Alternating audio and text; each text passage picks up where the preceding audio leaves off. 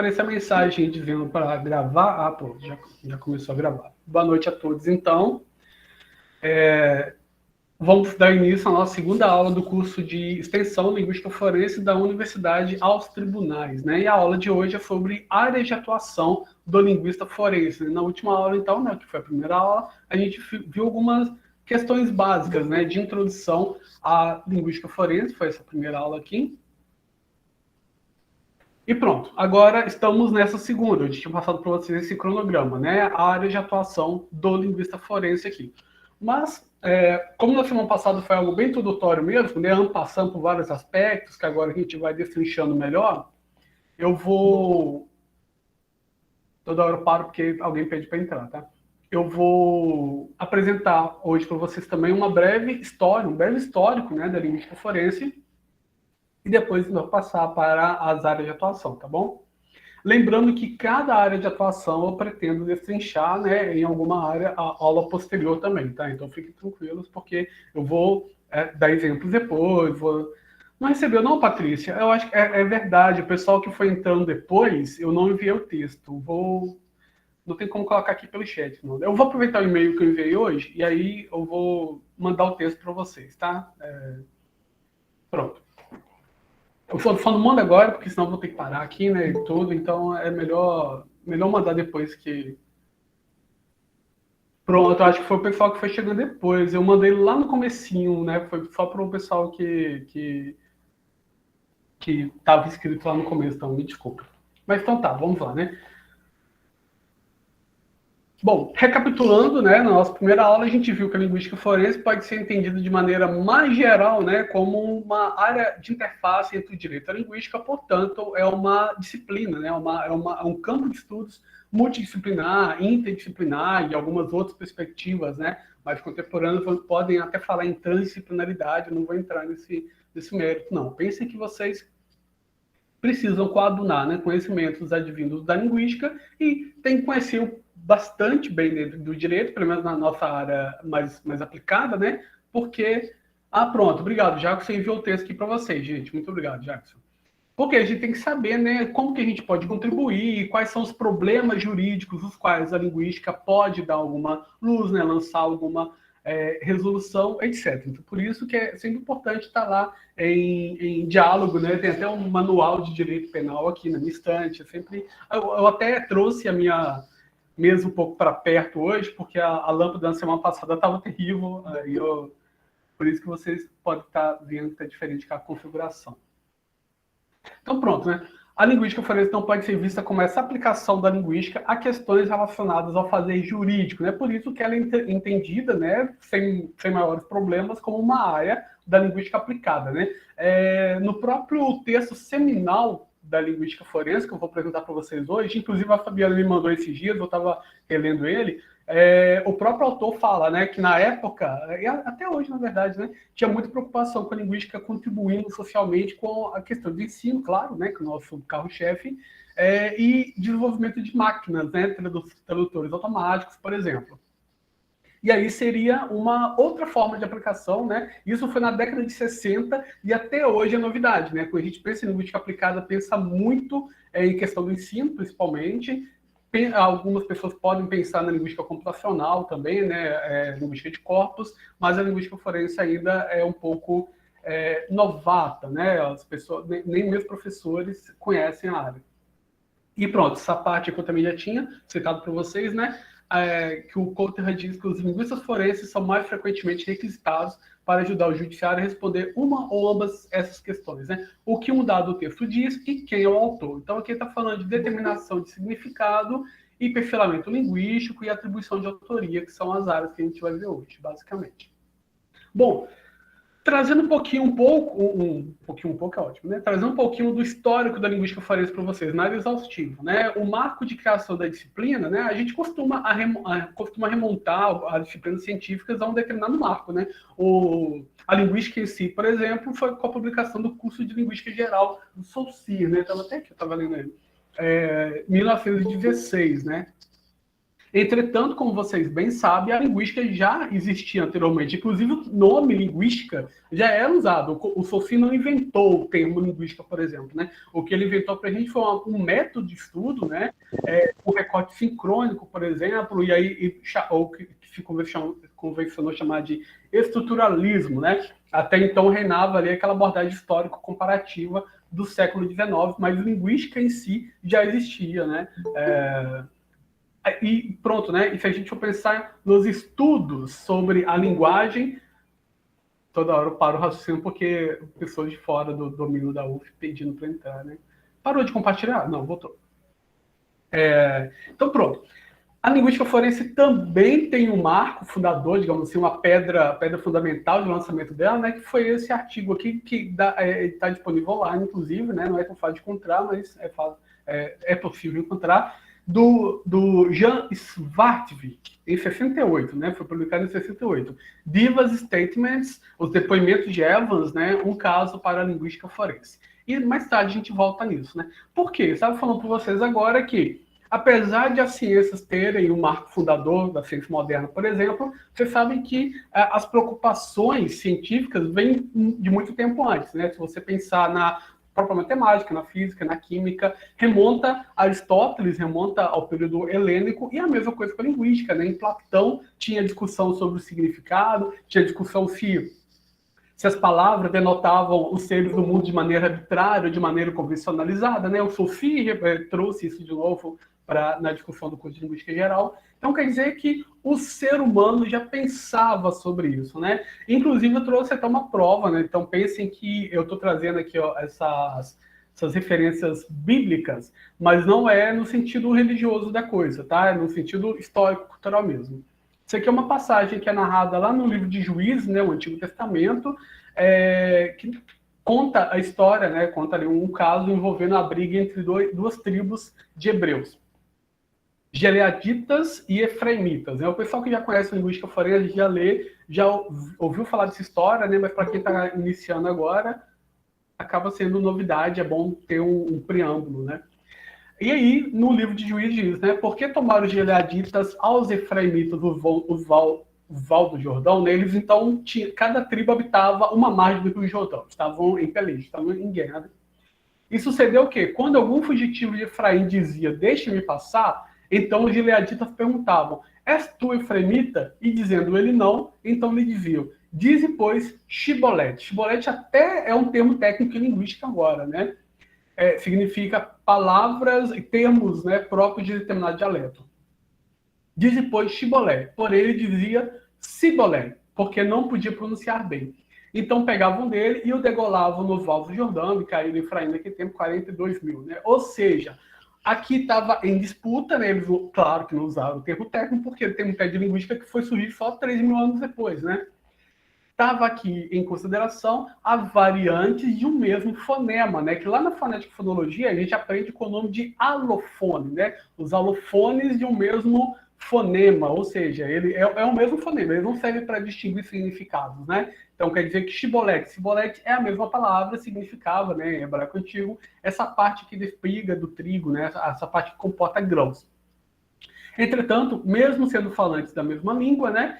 Eram falando de dialetos diferentes. Então, quer dizer que, para reconhecer o inimigo, usavam uma análise forense, minimamente forense aqui, né? Então, percebia se pertencia à tribo dos Gileaditas ou Efraimitas por meio da produção do fone, né? Que tem a ver, então, com a questão da variação diatópica, né? A variação linguística de cunho geográfico. É igual se Minas Gerais e São Paulo entrassem em guerra e pedisse para mostrasse uma embalagem de passatempo e falasse, é biscoito ou bolacha, né? Aí se a pessoa falasse bolacha, aí o mineiro ia lá, opa, isso aqui é o inimigo.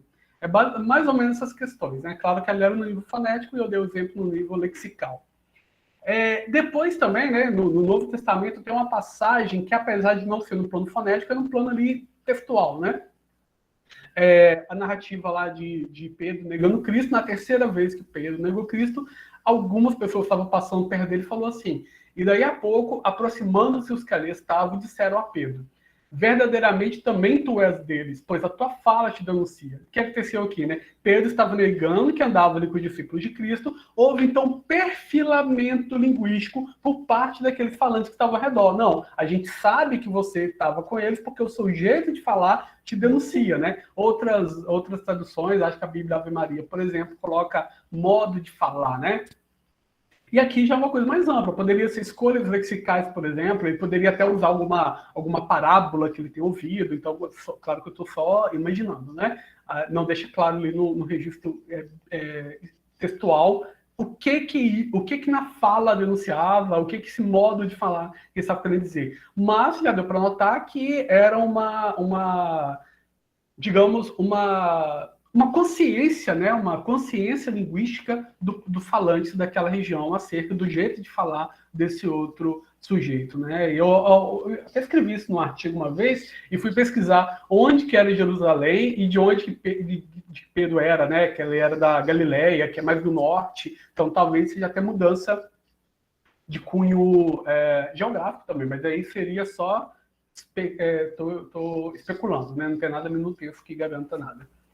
Pronto, dando um salto enorme no tempo, né? Durante ali, o século XIX, na verdade, desde a antiguidade, né, tinha discussão sobre plágio, né? Um grupo de dramaturgo uma vez que acusou outro grupo de ter plagiado ideias dele, né? Lá no século XIX teve o primeiro estudo, né? Que tentava-se já aplicar métodos estatísticos, né? Para a atribuição de autoria. Sempre voltado para textos bíblicos, né? Então, por exemplo, teve um que tentou analisar se a autoria das epístolas de São Paulo todas poderiam ser do mesmo autor, né? Seria interessante analisar. Passou por várias questões de tradução, né? Tradução do grego para o latim, do latim para o português medieval para o atual. Então fica complicado essa questão de tradução. Mas seria interessante analisar todos e ver se tem algum certo padrão, né? E também textos literários, né? Estava muito em voga essa questão do Shakespeare. Será que Shakespeare escreveu tudo? Será que ele era tão genial assim? Será que ele pagava alguém para escrever? Então, nessa época, tinha essa preocupação, né? Mas aplicando métodos estatísticos para perceber se poderíamos atribuir o autor, no caso, né, a esses determinados textos, tá? A linguística forense em si, com esse nome, e aplicada a questões, então, forenses, né, judiciais, veio só agora na segunda metade do século XX, né? É um caso até emblemático lá na Inglaterra, né? Esse moço aqui que está sendo preso é o Timothy John Evans. Ele foi acusado do assassinato de sua esposa Beryl e sua filha Geraldine em 1949, né?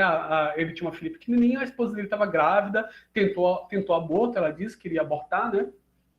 Ele parece que ele não estava querendo muito aquela situação. E aí o vizinho de baixo, que é um senhor mais velho, ofereceu ajuda, ofereceu dar um remédio para ela lá para aborto. Né? Isso na década de 50. Imagina que hoje em dia é problemático, imagina na década de 50 lá na Inglaterra. Né? O que aconteceu? Posteriormente, o jovem foi condenado à pena de morte por enforcamento, né, em 1950, menos de um ano entre a denúncia. Aliás, né, menos de um ano transcorreu entre a denúncia e o enforcamento, porque teve muito apoio popular, né? E você sabe que essa questão da moção popular acaba influenciando também.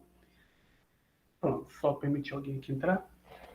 O que acontece, né? Eles coletaram 4 depoimentos, né, dele. Ele tinha se entregado, né, tranquilamente por conta própria dele, e aí os policiais tomaram depoimentos do rapaz, né? Declarações foram colhidas por policiais, lembrando que ele tinha baixa escolaridade. Daqui a pouco eu vou até mostrar o que o juiz falava dele.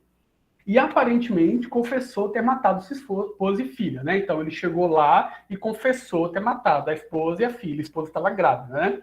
Entretanto, depois ele voltou atrás e retirou aquele depoimento. Disse que ele se sentiu coagido, né? Então instalou-se uma investigação. Posteriormente, durante o julgamento, ele retirou então sua confissão e acusou o vizinho de baixo, que é o John Christie, que era a principal testemunha, Christie, né? Tudo bem, Silvia. A principal testemunha de acusação. Pronto, então o moço ele teve investigação e tudo mais, mas ele acabou sendo enforcado, ele foi morto pelo assassinato de sua esposa, né? E depois de alguns anos, né, uma investigação conduzida pelos policiais da cidade, né, percebeu que, na verdade, aquele Joe Christie já tinha matado outras pessoas, encontrado, inclusive, corpos enterrados no jardim dele e tudo mais. Ele efetivamente tinha assassinado a esposa do Evans, né? E aí, anos depois, o linguista Jan Svartvik notou que havia partes, ele analisou os depoimentos de Evans, né? Inclusive a família do Evans apresentou para ele, né? Forneceu material para ele que possibilitou essa análise, né? E ele notou que havia partes, né, das confissões questionáveis, porque o registro, né, que apresentava o registro é a forma como você escreve ou fala, a depender da situação de comunicação, né? Um tipo de variação também é aquela variação a depender do gênero, a depender da situação de comunicação, mais formal, menos formal, termo técnico, etc., né? Então apresentava um estilo muito diferente, com estilo gramatical, né, questionável. Havia parte do registro policial nas confissões ditadas aos policiais, né, o que aponta para possíveis inserções indevidas no texto. Eram falas, né, ele estava ali falando, então quer dizer que os policiais deveriam tomar nota do que o sujeito estava falando, e aí o que o linguista notou é que havia partes, né, muito características do discurso policial da Inglaterra da década de 50, né? Percebo que é algo bem distante de nós aqui. Então, o Svartvik, que é um linguista, notou também dois estilos. Eu já tinha comentado, um mais formal e outro formal. Trouxe até um próprio print, né, do documento. O juiz escreveu em 1949 assim, isso está bem no comecinho ali do artigo dele, né? Salvo por escrever dígitos, letras isoladas e sua própria assinatura ou ler poucas palavras, eu falo Evas, mas eu acho que é Ivas, né? Ivas não podia ler nem escrever, tendo perdido muito da escola por um machucado no pé quando tinha 8 anos de idade. A minha tradução foi bem direta, né? Mas só para vocês entenderem, né? Se sabia que ele trabalhava dirigindo van, ele tinha pouca escolaridade e tudo mais. Ele era bem operário, imigrante, tinha vindo do norte, acho que é da Escócia. Mas o registro era bastante diferente do que alguém, né, com baixa escolaridade. O que mais chamou a atenção do linguista, inclusive o Coulter analisou esse texto depois, já com a abordagem da linguística de corpos, né? E aí fez até a mensuração lá, a percentagem que aparecia, né, de uso dessa conjunção aqui. O then, né, o então. Percebo que só nessa parte que eu puxei aqui, ó, 1, 2, 3, 4, 5, 6 vezes a palavra então. Então ela fez isso, então aconteceu aquilo, bem típico do registro policial inglês daquela época, né? Inclusive, se a gente fosse fazer a gente poderia até pegar um registro policial atual e perceber que o jeito de se escrever em boletim de ocorrência é muito diferente da língua cotidiana, né, que a gente emprega. Então, daria para fazer essa ponte aqui. Após investigações que comprovaram, então, ser Christie, o vizinho de baixo, um serial killer que tinha, inclusive, matado outras pessoas, Timothy recebeu perdão póstumo em 66 e o caso é um emblema dos erros jurídicos no Reino Unido, né? Eu contei o caso bem rapidamente para vocês, assim, né? Tinha muito mais problemas e tudo mais. A irmã dele foi indenizada em 2003. Pensem a distância no tempo, né? Foi rapidinho, ele foi condenado e enforcado, menos de um ano, mas pronto, né? A irmã dele só foi indenizada desse erro jurídico em 2003, né? Inclusive, esse caso serviu como bandeira para extinguir a pena de morte, né, no Reino Unido e tudo mais. Jan Svartvik, então, publicou o artigo de Ivas Statements, a Case for Forensic Linguistics, em 68, e esse artigo é compreendido, né, como o marco inicial, a pedra fundamental da linguística forense enquanto disciplina acadêmica, né, relacionada aqui à grande área da linguística. E a partir de então, a linguística foi tentando ser inserida no rol de ciências forenses, né, assim como a química, a biologia, genética, entomologia, etc. Simultaneamente, entretanto, né, outros linguistas, tanto na Europa quanto nos Estados Unidos, já começavam ali a trabalhar, né, com peritos em casos isolados. O próprio Shai, né, desde a década de 70, ele já atua e tudo mais. Mas a linguística forense ainda não era uma área consolidada, nem apresentava metodologia própria.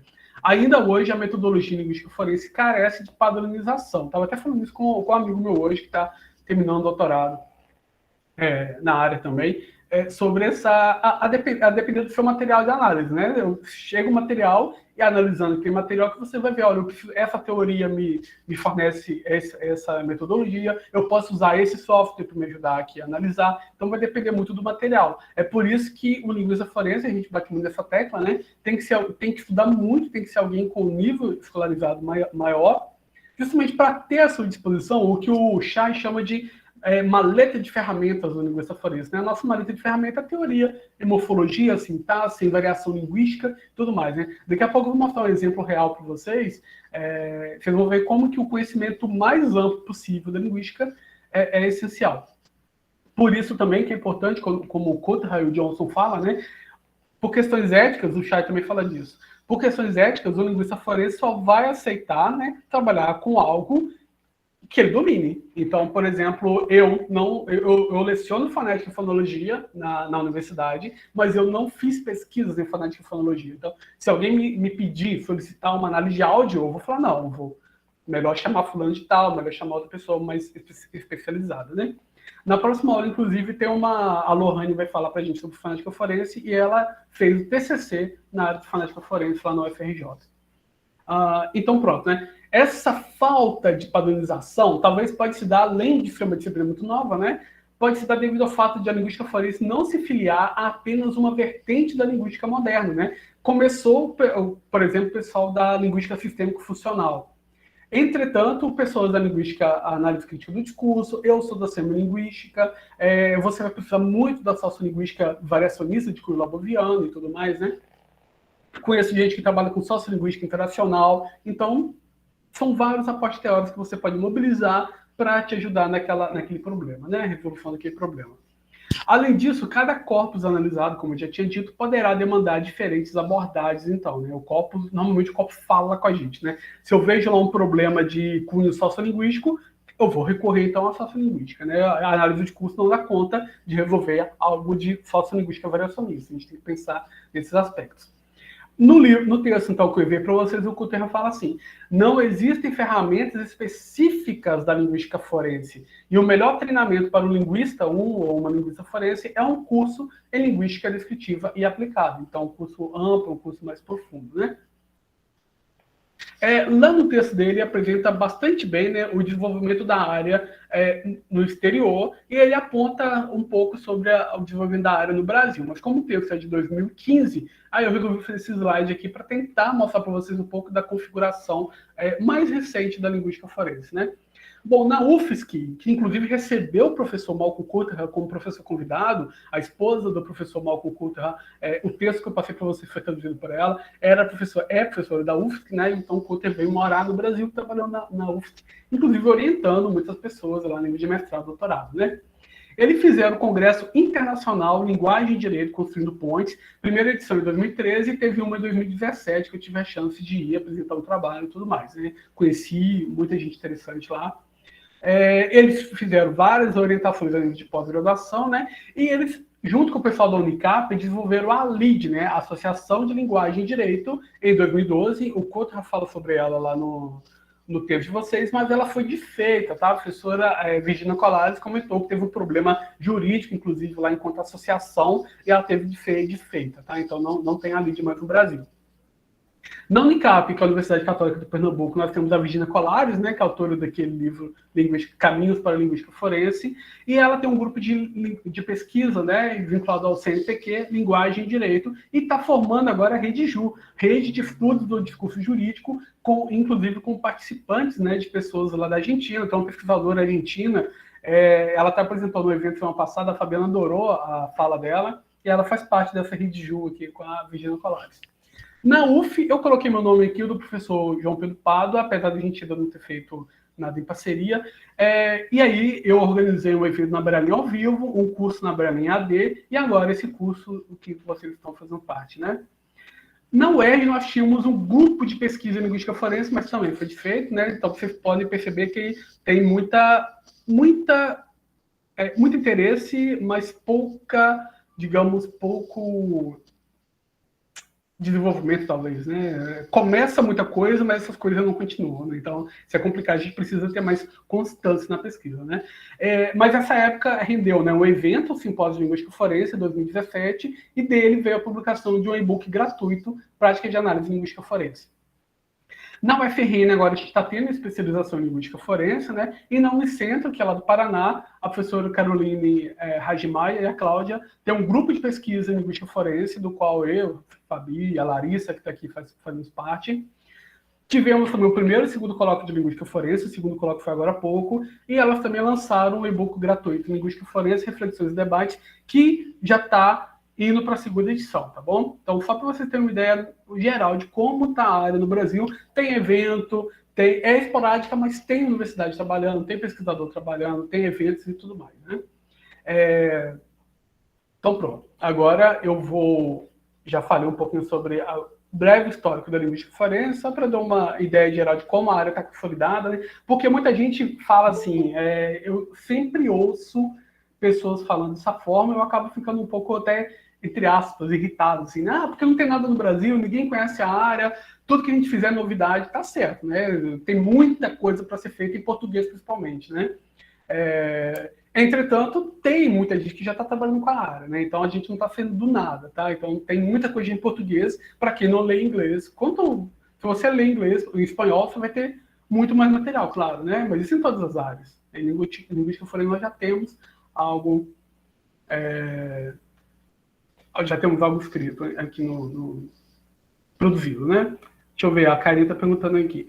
Para ingressar no grupo de linguística forense, é preciso estar vinculado a uma universidade, no caso? Karina, não. Esse grupo, inclusive, tem pessoas do Brasil todo lá. Basta você enviar o e-mail para a professora Caroline e solicitar a entrada, né? No início tinha até bem mais gente do que agora, as reuniões estão bem restritas, mas envia e-mail que eles recebem de braços abertos, né? Um legado da pandemia foi a possibilidade de ter aulas nesse formato que a gente está tendo aqui agora, né? Então, as nossas reuniões são sempre em formato online, inclusive. É lá no Paraná, né? Não daria para eu me deslocar também o tempo todo. É isso aí, manda e-mail para a Caroline lá da Unicentro que ela vai te responder. Eu posso mandar o e-mail dela para vocês. Você é do Paraná, legal. Então, a gente pode pensar no mestrado lá, alguma coisa com a Caroline. Caroline foi orientada do Coulter, né? Ela trabalhou com determinação de significado, que é uma área que a gente vai ver ainda. Então, pronto. Vou começar a falar para vocês agora sobre algumas das principais áreas de atuação do linguista enquanto expert, enquanto perito ou auxiliar técnico. Qual a diferença, né? No Brasil, a legislação permite que a gente atue como perito. Eu estou falando de maneira geral, tá? Então, assim, no Brasil tem a profissão de perito, né, que é concurso público, perito da Polícia Federal, perito da Polícia Civil. Além dos peritos públicos que são concursados, né, funcionário público, temos ainda os peritos ad hoc, né, aqueles peritos que são convocados pelo juiz, né, porque o juiz é obrigado a chamar alguém de notável saber para ajudar ele a resolver as coisas. O juiz é especialista, né, em matéria jurídica.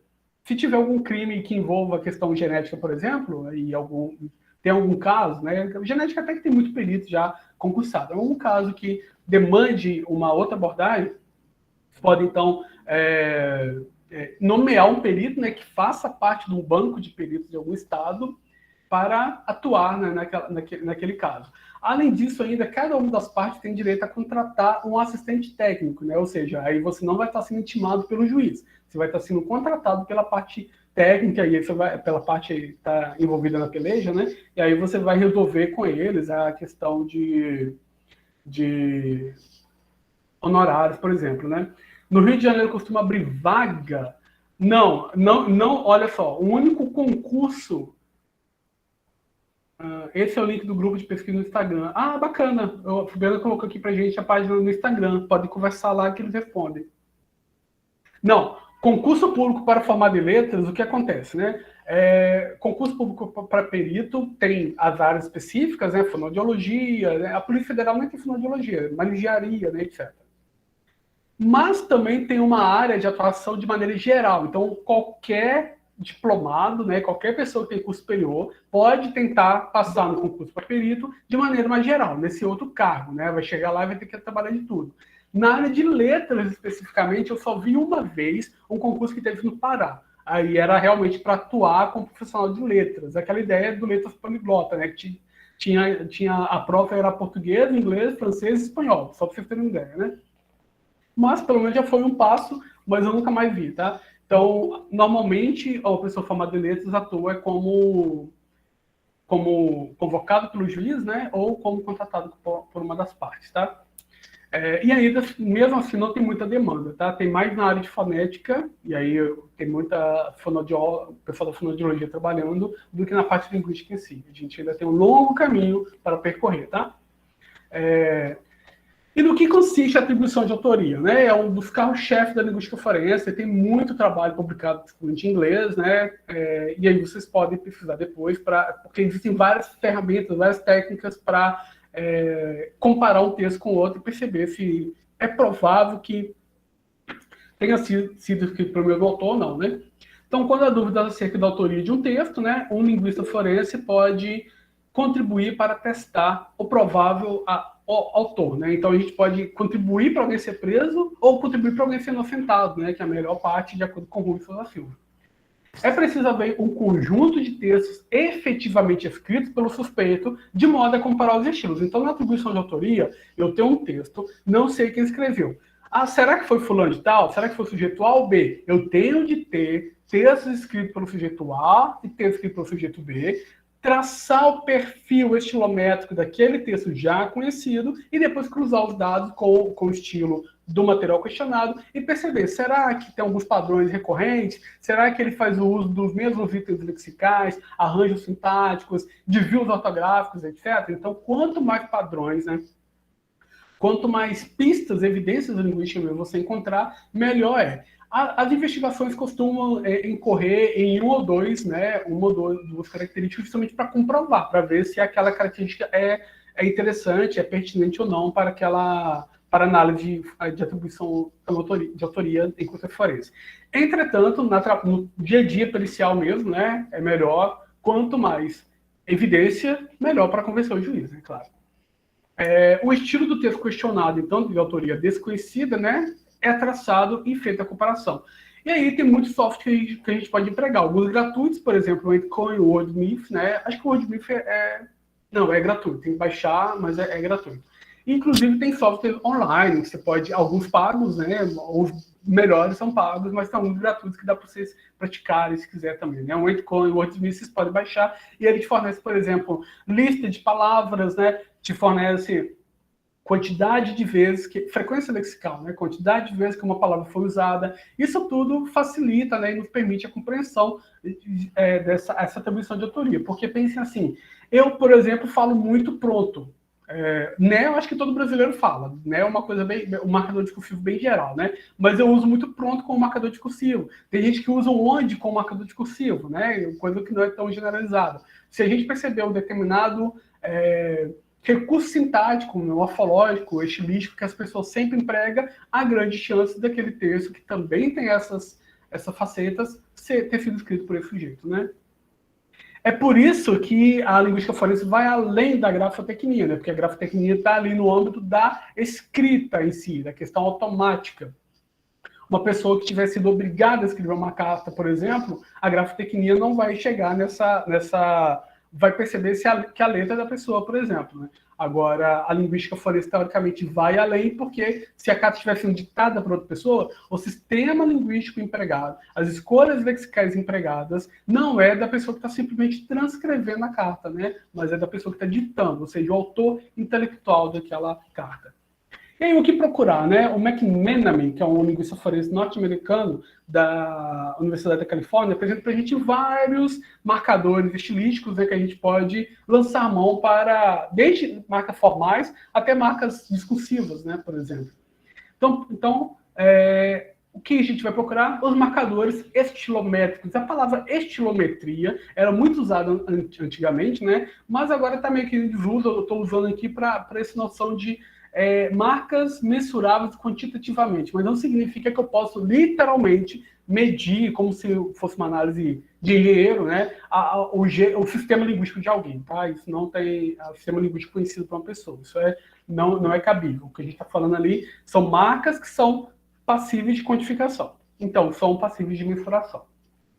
Então, a gente pode olhar frequência lexical, né? Quantas vezes se usaram determinadas palavras, até as palavras pouco usadas, né? Por exemplo, podem trazer uma evidência interessante. Escolhas lexicais, adjetivo, advérbio, elipses, né? Elipse no sentido de escolher, não usar, né? Eu analisei um diálogo uma vez que a pessoa queria comprovar que era um diálogo falando sobre propina. Mas as pessoas não falavam de dinheiro em hipótese alguma. Só que sempre que caberia o sintagma nominal relativo ao dinheiro, seja de posição de sujeito ou de objeto direto, eles escolhiam fazer elipse, porque o português permite, né, a gente fazer essa elipse. E aí falava assim, já levou? Levou o quê? Não levou nada, né? Já levou? Já entreguei. Então, sempre entregou o quê, né? O verbo entregar, ele é um verbo de dois lugares, né? Ele exige um argumento externo, que é o sujeito, e um argumento interno, que é o objeto direto. Quem entrega algo, na verdade, em alguns casos vai ser até entregar algo a alguém. Então, está faltando preencher algumas lacunas, né? E por que ele não preencheu? Porque ele escolheu não preencher, porque a lacuna era dinheiro, não ia se entregar, né? O cumprimento das frases também, às vezes a pessoa aprendeu a escrever de maneira corrida e festa de colocar ponto, né? Então pode ser um lapso momentâneo, pode ser uma recorrência daquele indivíduo mesmo, né? Não sabe quando termina o período, por exemplo. Sinais de pontuação, frequência e ocorrência, eu tenho uma carta que a gente vai analisar, daquele maníaco de Goiânia, ele usa sempre uma exclamação em ponto final ou interrogação em ponto final nas cadeiras, um padrão das cartas dele, coisa que a gente não vê normalmente, né? A gente não escreve dois pontos juntos, e ele coloca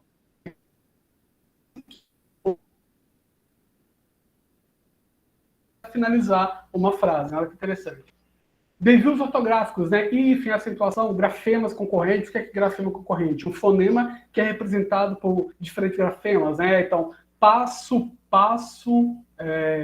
aço, no sentido da liga de metal, que é com cedilha, e aço com dois S, no sentido do verbo assar. Então, tudo isso a gente pode mobilizar para análise. Desvios gramaticais, no sentido de concordância, falta uma concordância morfossintática, a ordem foi alterada, por exemplo, né, a questão dos pronomes. Marcadores discursivos, aí, então, daí. Formas de iniciar e fechar o texto. Perceba, então, que a gente partiu desde o nível ali grafemático, né, de grafemas concorrentes, até o plano discursivo, né, a formato do texto. Forma de saudação, forma de despedida, forma de datação. McNamee tem um caso muito interessante, onde ele olhou como que a forma de datação dos textos divergiam muito entre os textos supostamente escritos por alguém e o texto efetivamente escrito por alguém. E marcas sociolinguísticas gerais, né? Gírias, palavrões, o léxico específico de determinados indivíduos, determinadas comunidades, né? E aí eu deixei aqui um alerta, né? Marcas da escrita como a falta de acentuação e alguma letra muito diferente pode ajudar a tarefa do linguista, né? Então a gente está olhando ali o nível do grafema, o nível da escrita. Entretanto, gente, verificar a veracidade de uma assinatura, por exemplo, ou letra, é tarefa para outra área, que é a grafotecnia, né? E aí tem até a grafologia, que eu não vou entrar nesse mérito, que é bastante complicado a grafologia, mas a grafotecnia seria, olha, pressão na caneta, né? O calibre da caneta que você utilizou é uma questão bem física mesmo, né? Onde começa e onde termina a letra. Então, coisas que ultrapassam o âmbito linguístico. Quem vai olhar para isso é a grafotecnia, tá bom? Alguém abriu o microfone? É a senha da internet. Eu liguei o microfone sem participação especial aqui. Então, se a gente está falando, então, de forma de usar a língua de maneira diferente, já vou te dar a palavra, Evelyn. Se a gente está falando de forma de usar a língua de maneira diferente, a gente está falando de estilo, né? Tem toda uma área da linguística que se desenvolveu falar sobre estilo, que é estilística. Tem gente que até vai falar estilística forense. Tem gente que vai falar em sociolinguística forense, vai especificando, né? Mas a gente não precisa entrar nesses pormenores, não. A palavra estilo provém do latim stilus, que está na base etimológica da palavra estilete, né? Porque era um instrumento com ponta de metal que era usada para grafar, né, a letra na argila, ou na pedra, ou na madeira. E também passou a ser usada para enfeitar a letra, né? Então passou a ser entendido como um estilo daquela letra, e aí, pronto, acabou o processo de extensão semântica, entendido como uma forma individual, né, que você pode usar a língua, tá? Na estilística, o estilo é entendido como um desvio.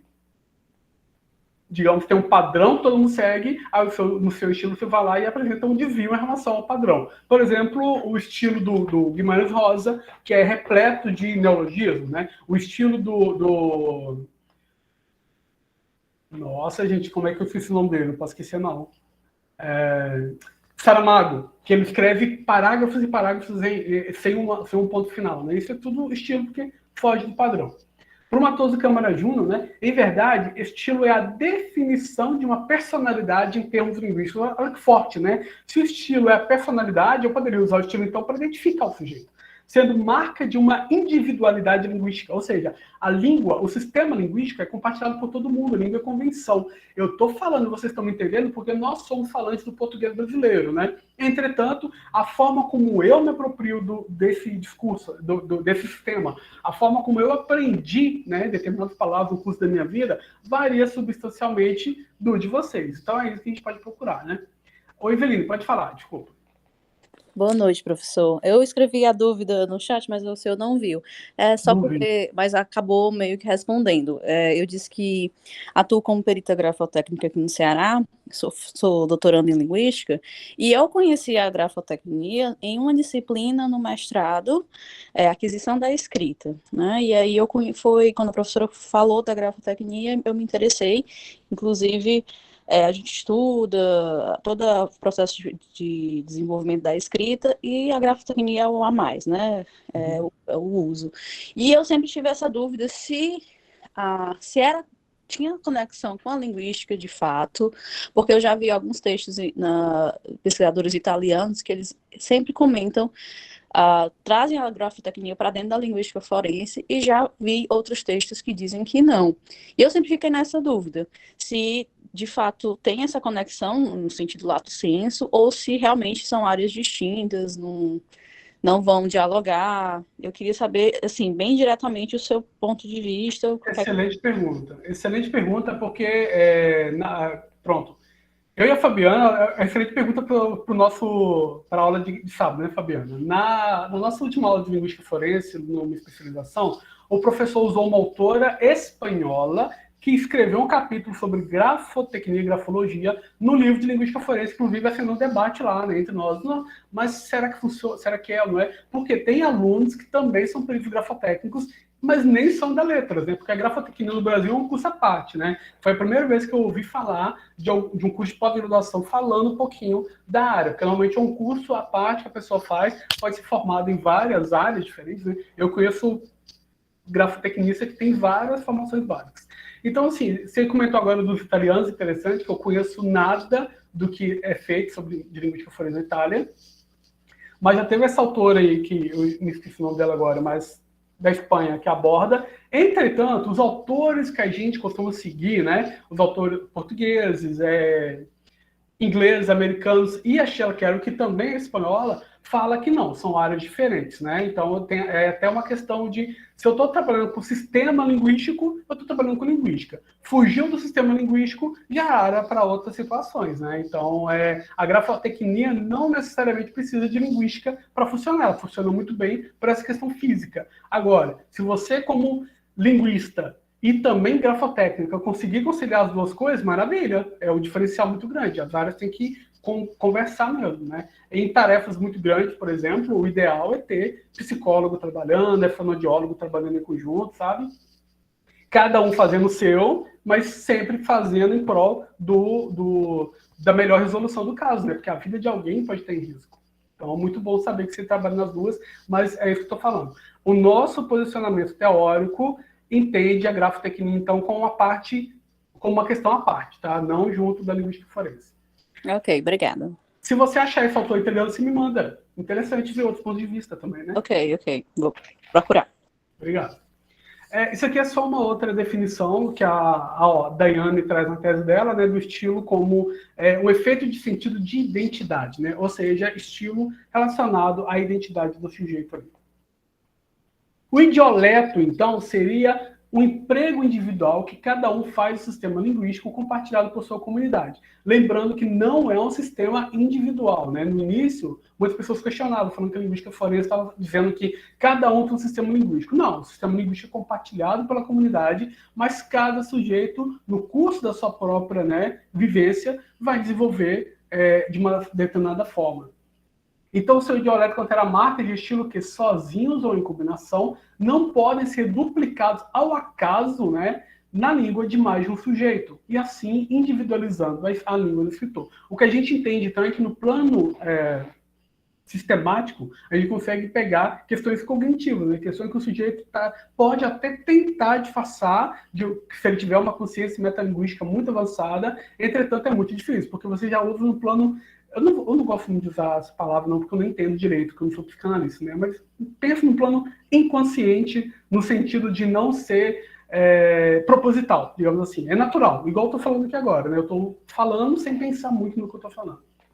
De acordo com a Turel, que é uma sociolinguista, ela inclusive fala sobre sociolinguística forense, a variação interautores, ou seja, entre autores, será maior do que a variação intra-autor. Então, mesmo sendo falante da mesma comunidade linguística, o jeito que um emprega a língua, se for medir em relação ao outro, se for comparar, é maior do que a forma como eu emprego o meu sistema, né, a minha variedade, em textos diferentes, né? Então, seria, teoricamente, né, mais fácil reconhecer os textos e agrupar para o mesmo autor do que para uma mesma comunidade sociodiscursiva, digamos assim. Outra questão, outra área de atuação é o perfilamento linguístico. Né? O que é o perfilamento linguístico? Estava falando ali da atribuição de autoria, que é quando você tem ao menos um suspeito e você tem textos produzidos por esse suspeito, você pode comparar. Quando não tem ninguém para comparar, aí a gente pode lançar mão de algumas pistas linguísticas e sociolinguísticas para tentar imaginar, né? Imaginar, mas no sentido, claro, pautado ali na empiria, né? Eu não posso só imaginar do nada, eu tenho que partir de alguns princípios. Quem viu na Bomba viu, inclusive, que um dos primeiros lá na série, não sei se na vida real, lá na série, um dos primeiros que estavam buscando, né, perfilamento sobre o Nabomba ali, exagerava nas considerações, né? E aí, a ideia do Fitzgerald justamente se basear nas questões linguísticas para ficar mais pé no chão, tinha evidência ali, né? Então, quando não há nenhum ponto de partida para a comparação de um texto apócrifo, ou seja, cuja autoria é questionada, é possível levantar características sociolinguísticas de modo a inferir traços identitários do autor. Ou seja, marcas dialetais, guri, menino e garoto, né? Você sabe que, teoricamente, né, a gente pode substituir uma palavra pela outra, mas isso, vai depender do contexto, até geográfico, né? Eu não falo guri, não ouço ninguém falar guri aqui no Rio de Janeiro, por exemplo. Italiano e joelho. Italiano e joelho é uma briga aqui no Rio de Janeiro, porque atravessou a ponte Rio-Niterói já é outra coisa. É um bolinho, é um salgado. Sem explicar o que é aquilo, porque acho que Minas Gerais deve ter outro nome, né? Mas é um salgadinho que o Rio de Janeiro chama de italiano. Se tiver alguém aqui, pode me corrigir, gente, porque eu mudei para cá já tem um tempo, mas eu não sei essas nuances, né? E em Niterói chama de joelho, por exemplo. Então essa briga, igual que ficou de bolacha, né? Pincel e piloto, aquele quadro de escrever, aquele negócio de Niterói é italiano, a Larissa comentando. É o contrário. São Gonçalo é italiano também. Olha que legal, e Niterói e grande São região. Gonçalo. No Rio já é joelho, Olha se eu não me engano. Atravessou a ponte já mudou, né? Questão em relação à profissão, né? Termos técnicos. Eu já estava. Não, a questão de socioletal. O que é socioleto, né? O dialeto é a variação linguística e nível geográfico. Então, pensem como que o nordestino fala Roraima e como que a gente falaria Roraima. Não sei, pronto, agora eu estou na dúvida. Tem regiões do Brasil que falam Roraima, tem região do Brasil que fala Roraima, por exemplo. Né?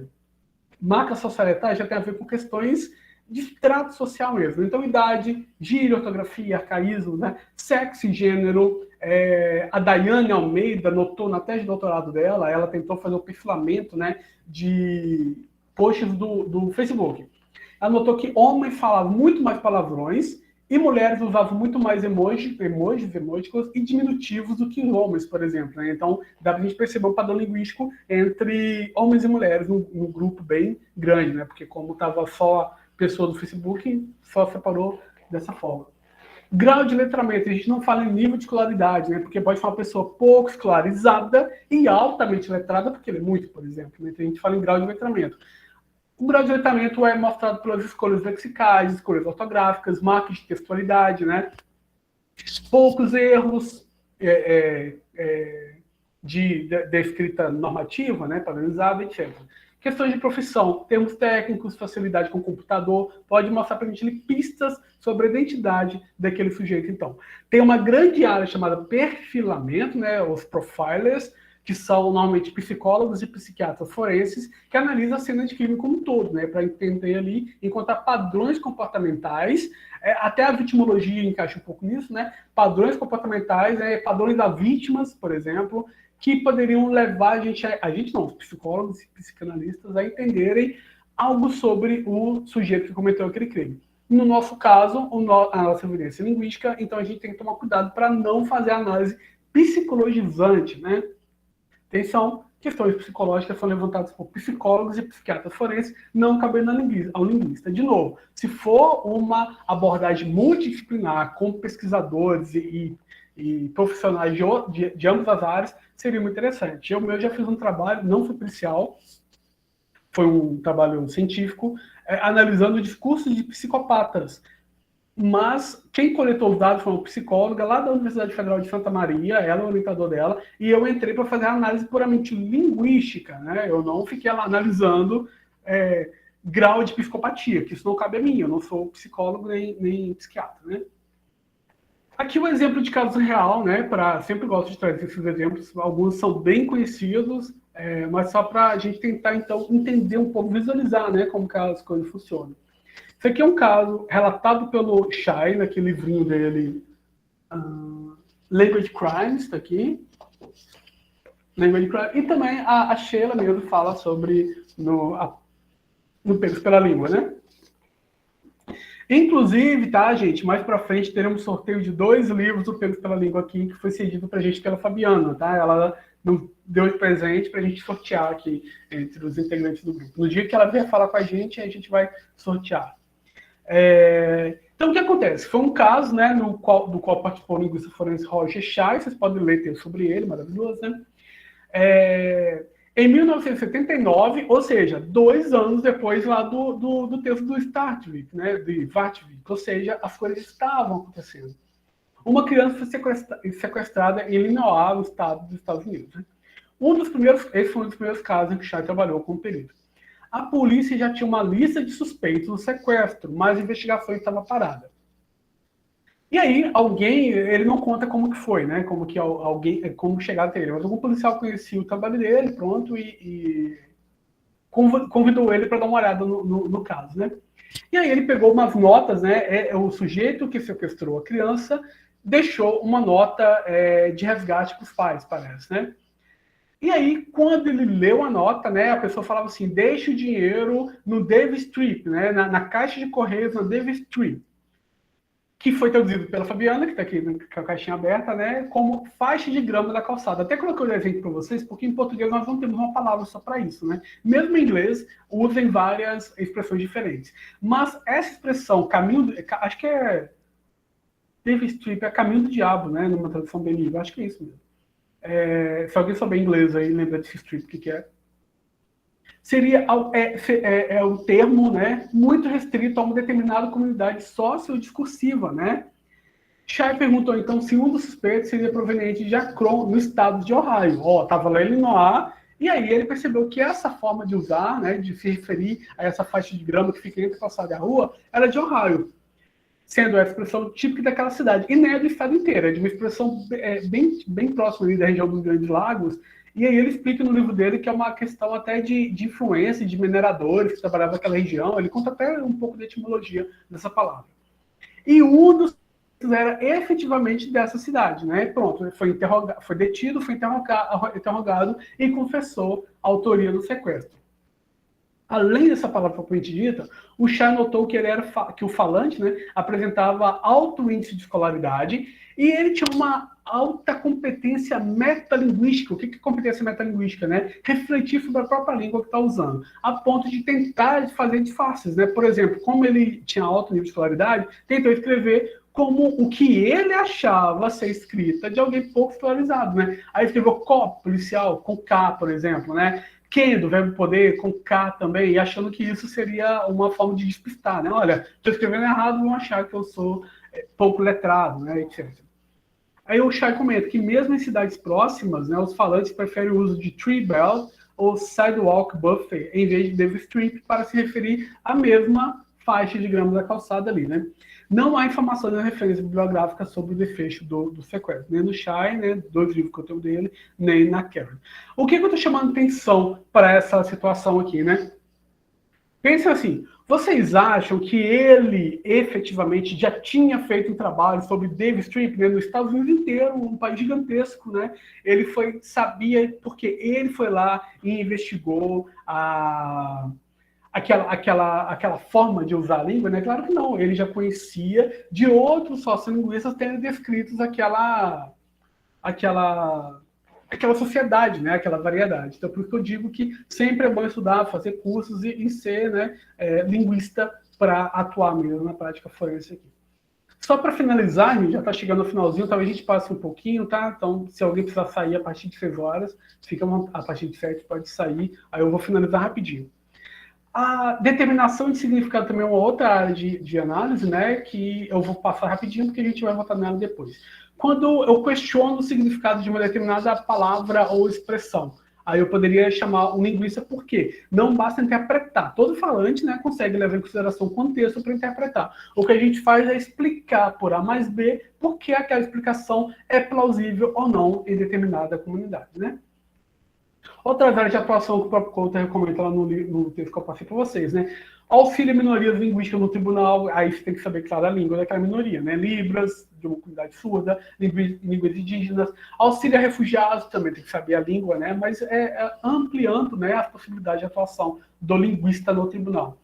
Transcrever e analisar áudios, compreender os padrões linguísticos empregados por pedófilos, por exemplo. Isso aqui é uma pesquisa financiada pelo governo britânico e está sendo levada a cabo pelo Tim Grant e um grande grupo de pesquisadores lá na Aston University, né? E até não fala muito sobre isso porque é secreta. Eles estão compilando dados, né, de pedófilos reais, analisando os padrões para ensinar os policiais a simularem que são crianças de 14 anos, 12, 14 anos, por exemplo. Aí os policiais que já foram treinados com aquele padrão linguístico vai conseguir enganar, né, os pedófilos e aí conseguir prender no flagrante, né? Olha que interessante.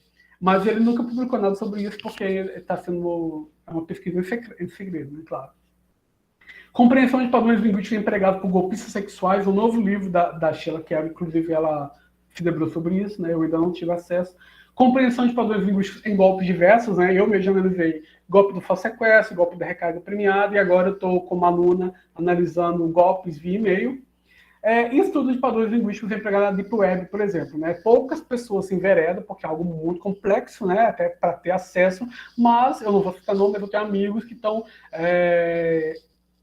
camuflados em grupos de extrema-direita para coletar dados, né? Tem até problema do comitê de ética, né? Difícil é publicar esse texto depois, porque se a pessoa está sendo investigada sem ela saber, né? Fica complicado para publicar depois. Mas o que ele vai descobrir ali vai ser bem interessante. Tarefa para casa, eu encerro a aula, né? Eu trouxe para vocês um e-mail, então tudo que a gente vai analisar aqui não é texto inventado, é texto real, tá? Texto real que podem ser criminalizados, né? No final de 2021, a Anvisa liberou, né, a vacinação para crianças e... Maria Rangel, a gente estava conversando no começo aqui, algumas pessoas não podem mudar. Acho melhor a gente tentar começar pelo e-mail, talvez, alguma forma assim, né, para ver quem pode, 7 horas, quem não pode, porque eu propus no início da aula, falei que algumas pessoas preferiam 19 horas, mas muitos comentaram falando que não podia e tudo mais. Muitos não, alguns comentaram falando que não podia, então a gente tem que conversar isso melhor, tá? A Karine foi uma dos comentários. Então pronto, o que eu quero que vocês façam, né? Tem aqui, eu vou deixar, vocês podem tirar print se quiser já começar, ou depois eu envio o primeiro para vocês, tem um e-mail. Eu quero que vocês observem esse e-mail, leiam e levantem possíveis marcas linguísticas que possam denotar gênero da pessoa que escreveu, idade aproximada da pessoa que escreveu, grau de letramento da pessoa que escreveu, prováveis ou improváveis locais de nascimento ou crescimento, vamos ver se vocês vão conseguir, e questões de natureza ideológica, ou seja, desde o micro até o macro ali, esse texto, tá bom? Foi enviado para a Anvisa, eu até solicitei, enviei e-mail para eles e perguntei se podia me dar mais alguns, eles falaram que não, que está tudo sob investigação da Polícia Federal. Mas esse e-mail que não tem problema, porque foi publicado pela Folha de São Paulo, eu peguei fui de lá, então não tem problema, tá? Então, vou enviar para vocês. Podem tirar print agora, print da tela, para analisar. E depois eu envio também por e-mail para vocês fazerem para a nossa próxima.